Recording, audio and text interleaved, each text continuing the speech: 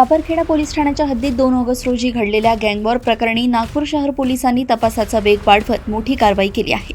हिमांशु गडू, रोहित मेश्राम आणि रक्षित कापसे यांच्यावर झालेल्या हल्ल्यानंतर खापरखेडा पोलिसांनी खुनाचा प्रयत्न, बेकायदेशीर जमाव व शस्त्र कायद्यान्वये गुन्हे दाखल केले आहेत। नागपूर शहर गुन्हे शाखेच्या झोन 6 पथकाने गुप्त माहितीच्या आधारे कारवाई करत हेमंत उर्फ सुदामा चाफाड हाके, शांतनू उर्फ दद्दू बागडे आणि जितू कनोजिया यांना अटक केली असून एका विधी संघर्षग्रस्त बालकाला ताब्यात घेतलंय।